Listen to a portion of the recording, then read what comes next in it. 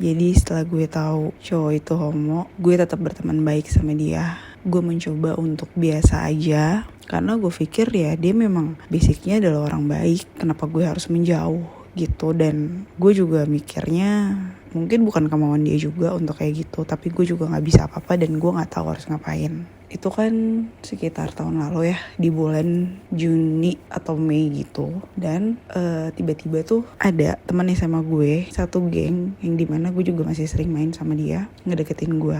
Setelah gue tahu cowok Bandung itu homo, entah kenapa waktu satu geng yang dimana gue juga masih sering main sama dia. Dan si teman SMA gue ini tuh momennya pas banget nih masuk ketika keadaan gue lagi ambiar banget deh ya gitu kalau misalkan dijelasin.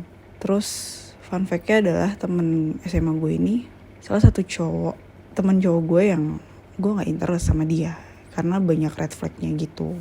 Tapi waktu gue tahu dia ngedeketin gue berusaha untuk gak nutup hati. Kayak ya udah jalanin aja gitu kan. Kita PDKT sekitar 2 bulanan setelah gue tahu cowok Bandung itu homo. Akhirnya gue coba buka hati buat dia, buat temen SMA gue ini. Ya, dan ternyata gue mulai interest sama dia. Jadi waktu gue satu geng sampai sekarang gitu ya, gue satu geng sama dia, gue temenan sama dia, gue tuh nggak yang sedekat itu gitu kan, dibanding sama teman-teman cowok gue yang lain. Karena gue memang biasanya nggak interest sama dia, jadi kayak ya udah sekedar teman main aja. Kalau misalkan lagi pergi rame-rame gitu, kita juga nggak pernah pergi berdua sampai akhirnya deket.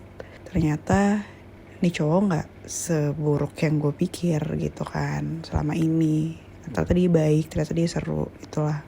Dan gue tau lah alasannya kenapa dia menyebalkan selama ini. Dia tuh tipe cowok yang nyebelin banget emang. Bahkan di circle gue sendiri, di satu geng gue itu banyak banget nih yang kayak udah tau lah red flagnya dia kayak gimana. Dia itu introvert, terus silent treatment. Dan gue orang yang paling benci sama orang silent treatment. Jadi waktu nih cowok deketin gue gitu ya, dia tuh kayak, gue tuh mikir berkali-kali bahkan gitu kan. Tapi ya balik lagi, gue gak mau menutup hati gue kan. Makanya gue coba, dan ternyata dia juga berhasil untuk bikin gue interest sama dia. Ya sebut aja lah ya dia si boy. Jadi si boy ini akhirnya ngomong serius di hari ulang tahun gue setelah kita deket sekitar 2 bulanan. Dan untuk pertama kalinya ada cowok ngomong serius sama gue. Kalian bisa bayangin kan gimana rasanya? Mixed feeling banget. Jadi waktu dia juga akhirnya ngajakin gue serius untuk ke arah yang lebih baik gitu ya, gue tuh di situ nggak tahu ya rasanya gimana. Happy ya, gue happy, tapi gue belum yang kayak sayang, suka banget sama dia tuh belum. Baru suka aja, interest aja gitu. Terus gue juga menghargai banget sama effortnya dia selama ini, karena gue ngerasa banyak cowok yang deketin gue, mereka tuh gak berani untuk maju gitu loh, entah karena apa ya. Dan gue salut banget sama si boy ini, akhirnya dia maju sampai akhirnya dia ngajakin gue serius. Waktu itu yang gue rasain tuh, gue ngerasa ya udah, hati gue kan udah kosong aja kan, si cowok Bandung ini ternyata homo. Gue juga ngerasa gue udah selesai aja sama masa lalu gue yang 8 tahun itu. Jadi ya udah, gue terima dia. Gue bilang pada saat itu, kita coba bareng-bareng. Kita coba karena dia juga udah lama banget nih gak pacaran, lebih lama dari gue. Waktu itu hitungannya ya gue udah lama gak pacaran sekitar 3 tahun. Dia kayaknya 6 atau 7 tahun lah ya. Jadi kita berdua nih harus sama-sama adaptasi. Singkat cerita, akhirnya kita ngejalanin hubungan. Dan itu di luar ekspektasi gue. Akhirnya gue menerima dia. Bahkan teman-teman gue pun juga kaget. Tapi ya lagi-lagi semesta mendukung kan. Awal-awal dia sweet banget sama gue. Oh iya, lupa kasih tahu. Si boy ini adalah Gemini, yang mungkin banyak orang gak suka dengan zodiak ini. Tapi gue salah satu orang yang gak setuju dengan red flagnya Gemini. Tapi setelah gue jadian sama si boy ini, gue langsung sebel lagi sama Gemini. Kayak wah gila ya, Gemini tuh beneran semuka dua itu, beneran bisa jadi bunglon. Jadi intinya si boy ini sweet banget di bulan pertama gue jadian.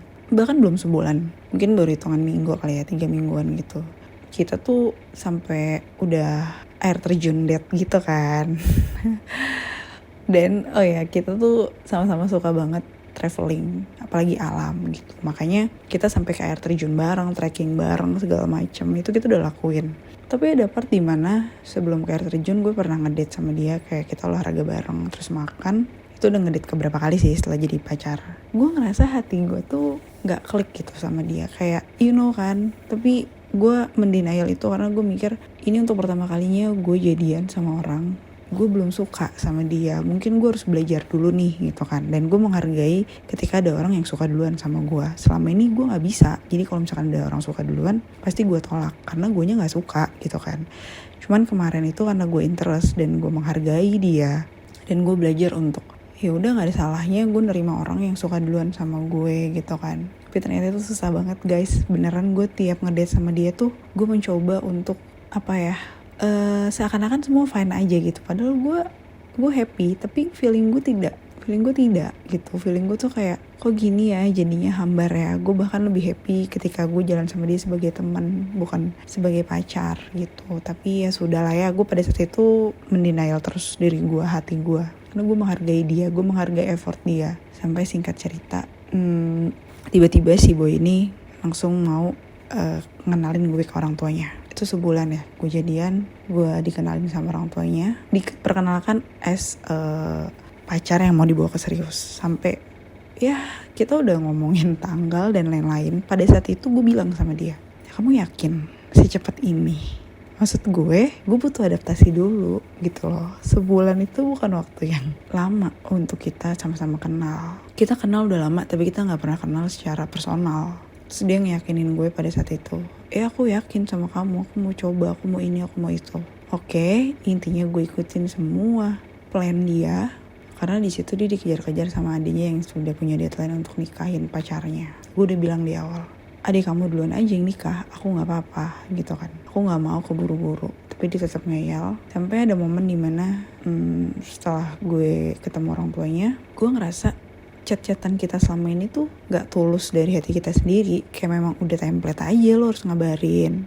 Dan posisinya gue berdua tuh sebenarnya basicnya gak suka chat intens. Bahkan kita PDKT aja seringnya DM doang. Dan itu chat-chatan pun ya kadang gak balas sehari gitu ya. Kayak udah, kita udah sama-sama tahu. Tapi ketika jadi pacar, gue juga rada kaget kenapa nih cowok tiba-tiba bisa jadi intens ke gue, ngabarin dari mulai bangun tidur sampai tidur lagi gitu kan. Gue juga belajar untuk jadi cewek yang ya ngabarin aja gitu, padahal itu juga bukan gue. Dan tiba-tiba nih gue ngerasa ada yang aneh di hubungan ini.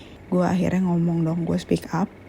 Karena gue tipe yang kalau ada apa-apa gue harus speak up, gue gak bisa mendem. Terus gue bilang intinya adalah gue ngerasa ada something di hubungan ini. Gue ngerasa kayak aku tuh ngerasa kamu tuh gak bisa jadi diri kamu sendiri sama aku bilang gitu. Gue bilang gitu ke dia. Itu pakai voice note. Dia tuh gak suka teleponan juga. Waktu itu dia lagi dinas keluar kota dan kita gak bisa ketemu. Chat gue gak dibales juga sama dia. Hari gue voice note panjang lebar.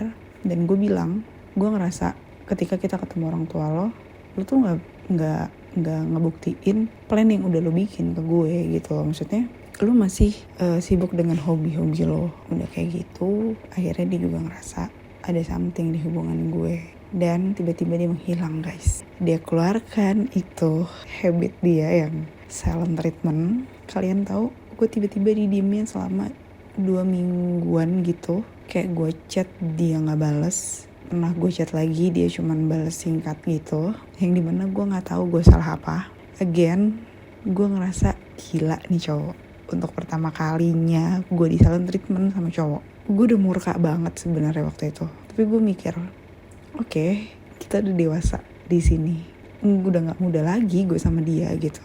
Dan udah mau ke arah serius. Gue gak boleh egois. Gue harus coba untuk calm down pada saat itu. Tapi sampai akhirnya gue tuh kesel sendiri gitu ya. Gue cerita ke temen deket gue, yang temen deket dia juga. Intinya kita satu geng. Gue bilang gue gak bisa di silent treatment kayak gini. Gue mau putus. Gue bilang gitu. Ya apalagi gue juga belum suka gitu ya. Kayak apalagi yang mau gue pertahanin. Gue belum suka sama dia. Gue belum ada feel. Kayak udahlah daripada nanti gue udah terlanjur suka. Gue udah terlanjur bucin. Gue makin susah lagi untuk lepas gitu kan. Dan akhirnya gue bilang. Gue chat dia. Gue bilang kalau misalkan ada waktu. Emang udah apa ya. Udah selesai lah sama dirinya sendiri gitu. Gue minta kita ketemu. Setelah 2 minggu akhirnya dia balas chat gue panjang banget nih ya. Kayak novel. Yang intinya adalah Dia minta maaf sama gue karena dia udah ngediemin gue, dia udah hilang gitu aja, silent treatment yang gak jelas gitu ya. Terus dia bakal kabarin gue untuk ketemu. Seminggu kemudian dia ngabarin gue lagi kalau misalkan dia udah siap untuk ketemu. Oke, akhirnya gue ketemu sama dia. Dan di situ akhirnya kita udahan. Intinya adalah benar apa yang gue rasain.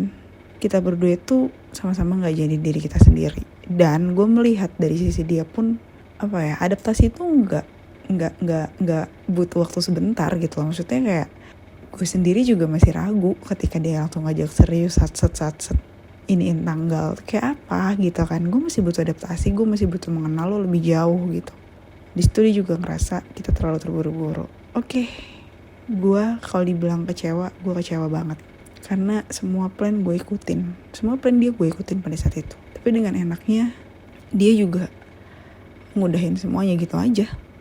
Dan yang lebih nyebelinnya lagi, di akhir pembicaraan gue sama dia tuh kita say sorry lah ya, thank you buat semuanya ya, basa-basi lah kalau orang putus gimana sih. Dia bilang dong, kita masih bisa tetap temenan kan. Hey, menurut lo aja. Hati gue bukan mainan, biarpun gue juga belum suka, tapi gue tuh gak gampang tuh nerima orang baru lagi setelah mantan gue yang lama itu. Udah gitu, akhirnya kita pisah. Kalau dibilang pisah baik-baik, mungkin iya, tapi bisa dibilang pisah abis itu temenan lagi juga enggak sampai sekarang. Habis itu gue sedih, ya gue galau, tapi cuman sehari 2 hari, habis itu udah. Gue bersyukur sih sama Allah dengan adanya si boy ini ya waktu itu. Gue ngerasa kayak, akhirnya gue pacaran lagi gitu kan, akhirnya gue bisa nih gitu. Dan gue belajar untuk nerima orang yang suka sama gue tapi gue belum suka sama dia. Dan dia datang juga di saat gue lagi amburadul banget gara-gara si cowok Bandung. Dan again, gue sempat ke psikolog lagi karena gue ngerasa ada yang salah di dalam diri gue atau siapa gitu yang salah.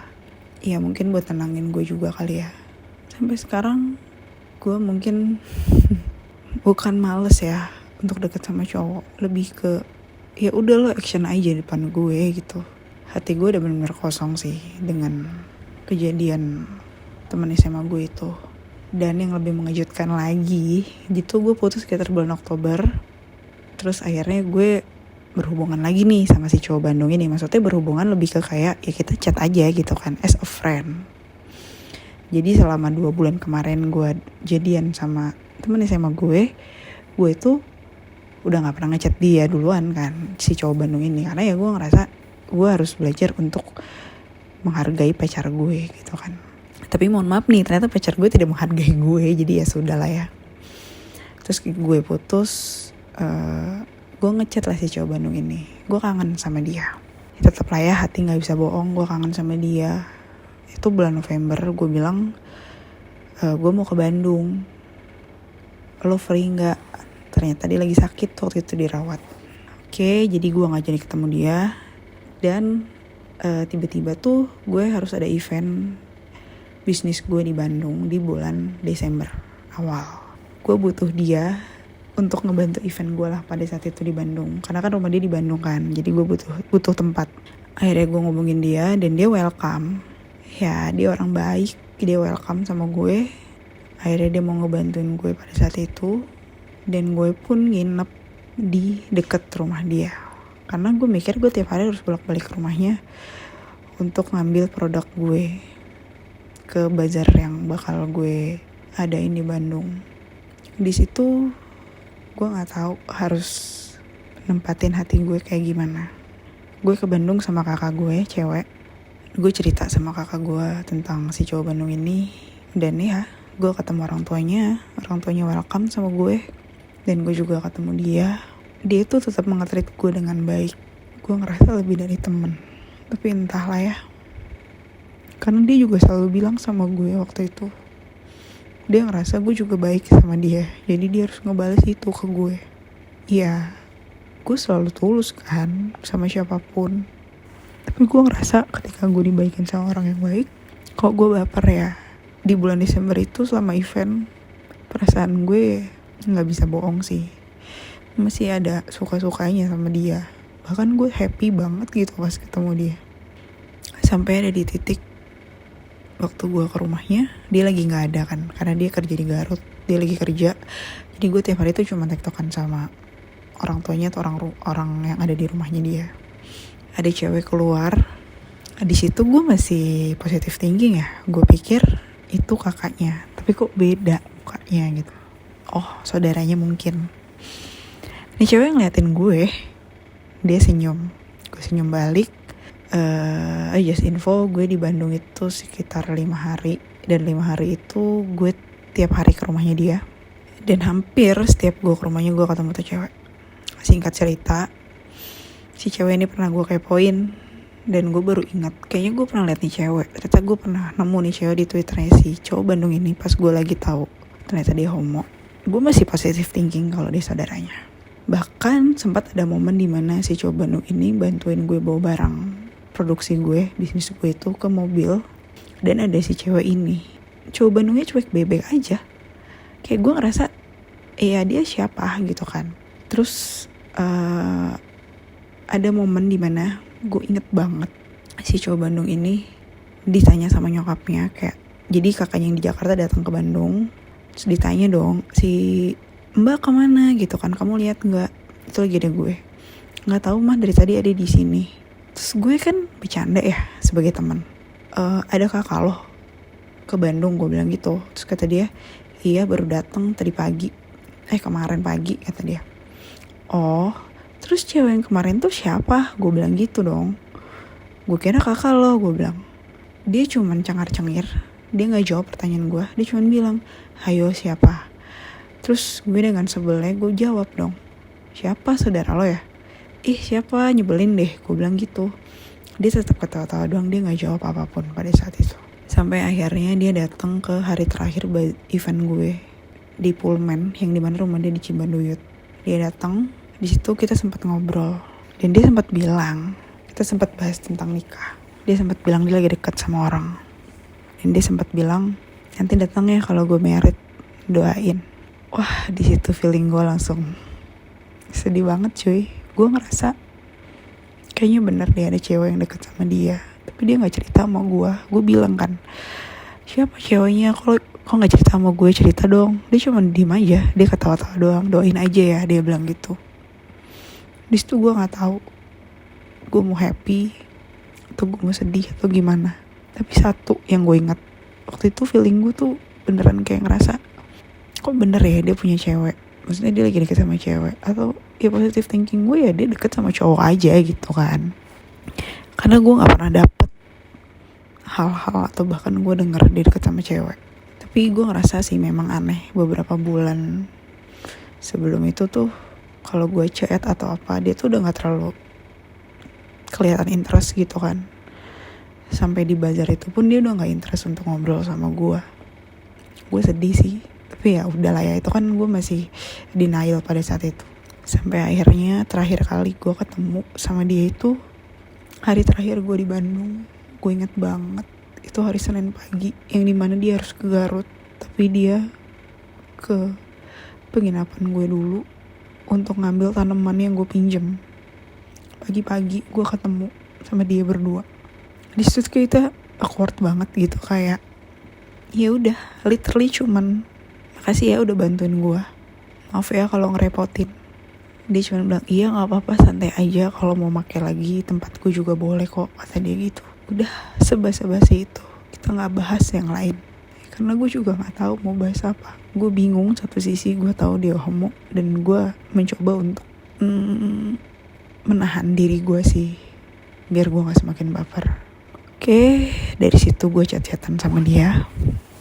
Dia baik, dia masih ngerespon baik. Sampai akhirnya 2 minggu setelah gue pulang dari Bandung, 2 minggu setelah gue pulang dari Bandung, gue selalu ngepoin si cewek yang ada di rumahnya itu. Feeling gue gak enak. Dia pernah nge-share sama cowok Bandung ini kondangan bareng, tapi gue tetap positive thinking, oh mungkin sepupunya. Gak mungkin dong ceweknya. Sampai akhirnya cowok Bandung ini ulang tahun. Gue ngucapin dia ulang tahun. Gue chat dia. Dia balas chat gue di hari yang sama. Dia bilang, iya nih kita udah tua, buruan lah sebelum expired. Masih bercanda. Dan gue masih balas, Nggak lama gue ngepoin nih cewek. Gue langsung nangis pas gue lihat ternyata mereka lamaran di hari ulang tahunnya. Dan cewek itu adalah cewek yang gue lihat di rumah dia. Gue kaget sekaget-kagetnya. Kayak ya Allah, gue selama ini kayak di prank banget, bener-bener di prank. Rasanya tuh gue nggak tahu gue mau marah sama siapa. Gue baru tahu loh dia homo sekitar 6 bulan yang lalu. Tapi ternyata gue harus ngeliat dia lamaran sama cewek. Gue kira gue bakal baik-baik aja, tapi ternyata enggak. Dan dia nggak balas chat gue lagi. Gue nggak tahu mau doain dia kayak gimana. Sampai akhirnya 2 bulan setelah dia lamaran, dia nggak chat gue, dia ngasih undangan. Itu adalah hal yang paling gue takutin, hal yang paling gue takut. Nyesel ketika gue nggak berani ngomong perasaan gue ke dia. Tapi gue mikir sih, setelah akhirnya gue tahu dia homo, ya mungkin Allah tahu jalan yang terbaik buat gue. Tapi gue nggak terima. Kenapa secepat itu dia married sama cewek? Gue nggak terima. Dan yang lebih gilanya lagi, setelah gue tahu dari temennya teman gue, si cewek itu juga udah tahu kalau cowok Bandung ini homo. Dan dia nerima apa adanya. Ya mungkin itu titik gue mengikhlaskan dia kali ya. Karena gue pribadi, gue suka banget sama dia. Gue mungkin sayang sama dia. Tapi ketika gue tahu dia homo, gue langsung mundur ya. Gue gak berani untuk maju. Tapi itu cewek seberani itu. Bahkan bisa tinggal di rumahnya. Gue gak tahu sama sekali. Pas dia ngundang, gue cuma bisa doain aja. Dan gue gak datang. Karena gue mikirin diri gue sendiri sih. Semenjak itu gue udah gak pernah ke Bandung sampai sekarang.